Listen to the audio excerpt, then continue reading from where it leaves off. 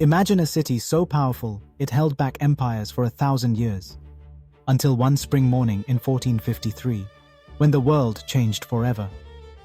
This is the story of Constantinople, the day the Middle Ages died and the modern world was born. The city and the siege begins. For over 1,000 years, Constantinople stood as a shining jewel between continents, a bridge of empires, a city that bore the weight of Rome's ancient glory. By the spring of 1453, that jewel had become a besieged fortress, its fate hanging by a thread. The Byzantine Empire, once master of the Mediterranean world, had dwindled to a shadow.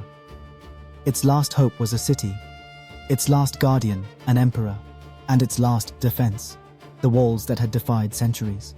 At the heart of this story stood Mehmed II, the Ottoman Sultan, known already as the Conqueror in his ambition, though not yet by deed. Barely 21 years old, his eyes fixed upon Constantinople like a destiny written in stone. For him, taking the city was not mere conquest. It was the fulfillment of prophecy, the crown of Islam, and the key to building an empire that could rival Rome itself. To achieve this, he gathered an army larger than any the Byzantines had ever faced. More than 80,000 soldiers, disciplined, determined, and carrying with them weapons of a new age. The defenders of the city could muster only around 7,000 souls, and among them not only Greeks but also Venetian sailors, Genoese mercenaries, and even volunteers from distant lands. Their leader, Emperor Constantine XI Palaiologos, carried the weight of centuries upon his shoulders. He knew that if Constantinople fell, the last flame of the Roman Empire would be extinguished forever. Yet, he refused to surrender. In his courage, the city found its heartbeat. Outside the walls, the ground trembled as the Ottomans rolled forward their greatest weapon, the Basilica. Forged by the Hungarian engineer Orban at Mehmed's command, this cannon was a monster of bronze and iron, capable of hurling stone balls weighing more than half a ton. Each shot was a thunderclap of the future, a reminder that medieval fortresses were no longer invincible. The mighty Theodosian walls, built 1,000 years earlier and praised as the finest defenses in the world, now shuddered under this new terror. Still, those walls were no ordinary barrier. They were triple lines of stone and moat, towers upon towers, which for centuries had turned back Persians, Arabs, Rus, and Bulgars. To the Christian world, they were a symbol of resilience, a shield protecting Europe from Eastern invasion. Now, however, they were tested as never before. Night after night, defenders worked with frantic hands, filling cracks with earth and timber, trying desperately to patch wounds in the walls as cannon fire hammered relentlessly. Within the city, life took on the rhythm of fear and faith. Citizens crowded into the great Hagia Sophia, the jewel of Christendom, where golden mosaics shimmered beneath candlelight. There they prayed with trembling voices, begging God to spare the city. Yet faith was mingled with dread.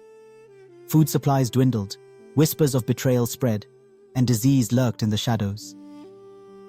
In those dark hours, Emperor Constantine himself walked among his people, speaking to soldiers, lifting spirits, embodying the stubborn courage of a doomed but unbroken people. On the waters of the Bosphorus, Mehmed's fleet closed in. The Byzantines placed their faith in an ancient weapon, the great chain that stretched across the mouth of the Golden Horn. This iron barrier, heavy and unyielding, barred enemy ships from entering the harbor. As long as it held, Constantinople could not be taken from the sea. For a moment, hope flickered, but Mehmed was not a man bound by limits. In one of the most audacious feats in military history, he ordered his ships to be hauled overland. Logs slick with animal fat became rolling tracks. Soldiers and oxen heaved galleys across hills and valleys. Through the night, the fleet crept over earth where no fleet should ever sail. By dawn, the impossible had become reality. Ottoman ships appeared within the Golden Horn, behind the great chain, where no defense had been prepared. The defenders awoke to horror, realizing that the sea, once their refuge, had been breached. With Constantinople now encircled by land and sea, the noose tightened. Appeals were sent westward to the kings and popes of Europe. Messengers begged for crusade, for knights, for any help that Christendom could spare. But Europe remained divided, some rulers wary of aiding the Byzantines, others distracted by their own wars. A few Venetian and Genoese ships arrived, brave but few, bringing supplies and men. Yet the grand armies never came. Constantinople would stand or fall, not by the strength of Christendom united, but by the courage of a handful. 50 days of siege lay ahead. The stage was set for a collision of worlds, where faith, ambition, and destiny would clash upon the stones of a dying empire. As the spring sun set over the battered walls, both besiegers and defenders knew the storm had only begun. The 50 days of fire and faith. The siege of Constantinople stretched into weeks, and each day brought the echo of thunder against the walls. The Basilica cannon and its smaller companions spat fire and smoke without rest, pounding stone into rubble. Arrows darkened the skies, drums rattled through the night, and the city shuddered as if under an unending storm. Yet for 50 days, Constantinople endured. At the walls, defenders fought with desperate valor. Rocks and arrows flew back at the enemy. Boiling oil and fire were hurled down upon ladders, and swords clashed atop the battlements. Among them stood Giovanni Giustiniani, a seasoned Genoese captain whose reputation for courage had already crossed the seas. He commanded the most vulnerable section of the wall and quickly became the backbone of Byzantine defense. His presence rallied men, his strategies bought time, and his very figure upon the ramparts was enough to kindle hope. The emperor himself trusted Giustiniani above all. For as long as he stood unbroken, the city's heart still beat. Mehmed II was relentless. Each day he pressed new assaults, testing every weakness, sending janissaries, irregulars, and siege engines forward. When the walls resisted, he turned to the earth beneath them. Tunnels were dug, winding beneath the stone like veins of destruction, packed with explosives meant to bring towers crashing down. But the Byzantines had engineers of their own, men who knew the soil beneath their city as well as its streets. They dug countermines, listening for the scrape of picks in the dark. When the tunnels met, brutal battles erupted underground, men fighting by torchlight, choking in smoke, striking blindly with pickaxes and daggers. Constantinople's defenders proved that they would fight not only upon the walls, but beneath them as well. Still, the pressure grew. Food dwindled, and hunger gnawed at soldiers and civilians alike. The city's markets fell silent, its granaries empty. Disease crept among the crowded alleys, carried on the wings of rats and whispered in fevered coughs. Exhaustion hollowed the eyes of the defenders. Many had not slept properly for weeks, yet still they stood watch, repairing breaches, carrying stones, praying that each dawn might bring deliverance.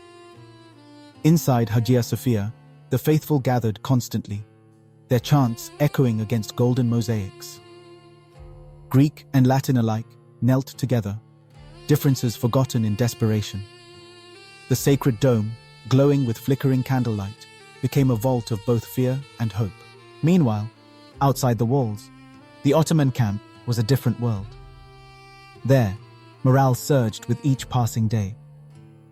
Mehmed's vision burned like fire among his men. The rhythm of war drums, the recitation of prayers, and the promise of eternal glory gave them strength. To them, Constantinople was not merely a city, but the prize of centuries. The prophet himself had once spoken of the city, and now they believed destiny had brought them to fulfill that prophecy.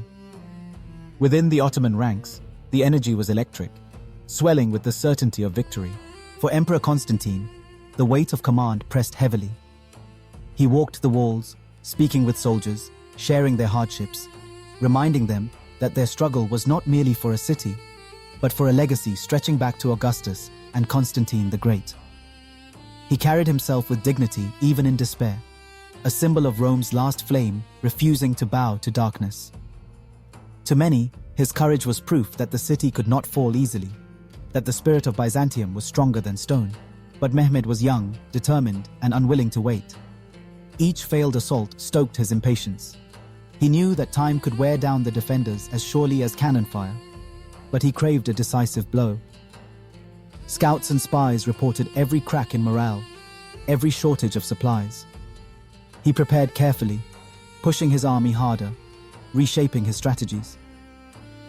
In his tent, he planned the final storm, a strike that would shatter not just walls, but centuries of history. And so the siege reached its dreadful crescendo. On May 28, 1453, the eve of the end, Emperor Constantine gathered his people for one last act of faith. Hagia Sophia filled to overflowing. Soldiers, priests, nobles, peasants, Greeks, Latins, Venetians, and Genoese all came together. Candles glowed against sacred mosaics. Hymns rose, mingled with tears. Enemies in doctrine now stood united in destiny, their divisions dissolved by fear of the coming dawn. For that one night, Constantinople was whole again. Outside the walls, Mehmed readied his army. He addressed his men with words of fire, promising them glory, wealth, and eternal reward. Drums rolled across the fields, banners snapped in the wind, and thousands of soldiers sharpened their blades by torchlight.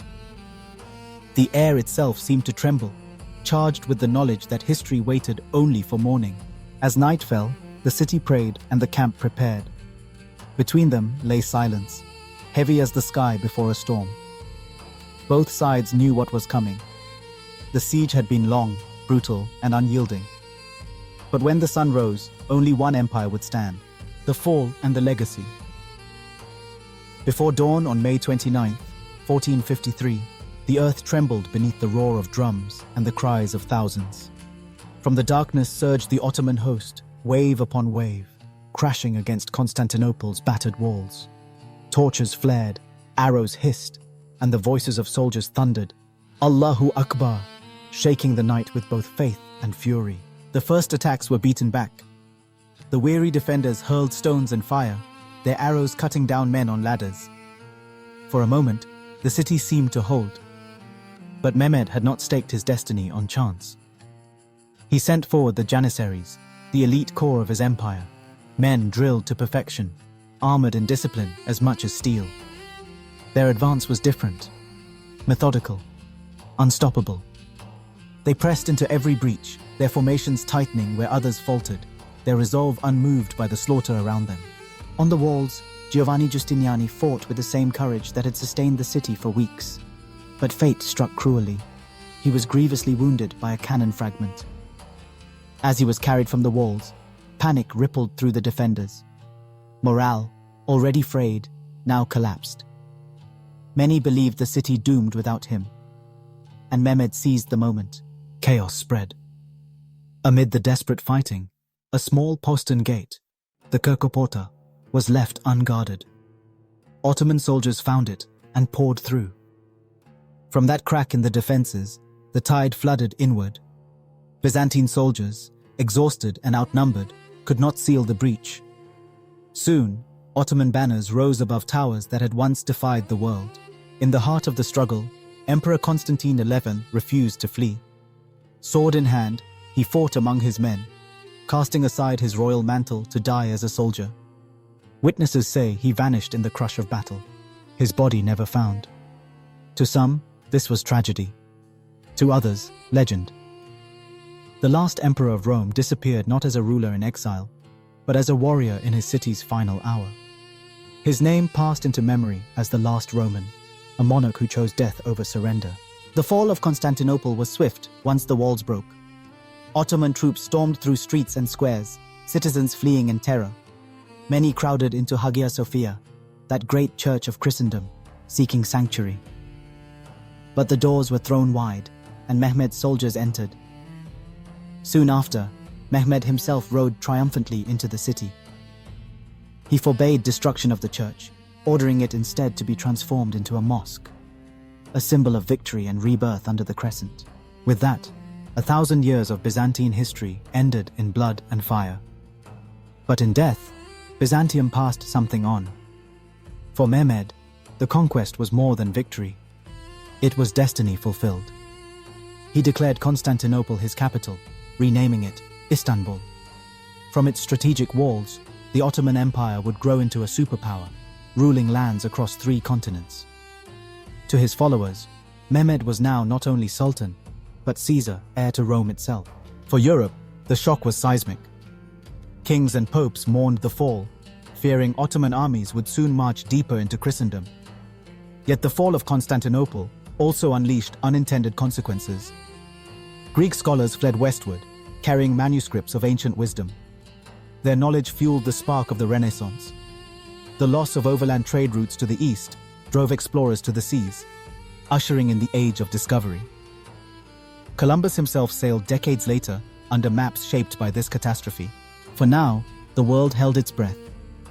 Time itself seemed to pause, suspended between what had been and what was yet to come. The air trembled with anticipation, heavy with the scent of sweat, oil, and fear. Every sense was heightened, every sound magnified. The creak of leather, the clink of armor, the distant cries of night birds. Soldiers lay awake, eyes fixed on the darkness, hearts pounding with expectation and dread. They thought of loved ones far away, of promises made and futures hoped for. They wondered if they would live to see another sunrise, or if their names would be added to the long roll of the fallen. The memory of Constantine XI lingered as myth. Some believed he would rise again, a sleeping king destined to reclaim the city. Even under Ottoman rule, Byzantium's soul endured, in art, in theology, in mosaics that gleamed beneath domes, and in streets where cultures intermingled. Istanbul became a mosaic of its own. East and west, crescent and cross, blended in one city. Historians mark May 29, 1453, as the end of the Middle Ages. The fall of Constantinople closed the book on Byzantium, but opened another on the modern world. It was both tragedy and transformation. An empire's twilight became another's dawn.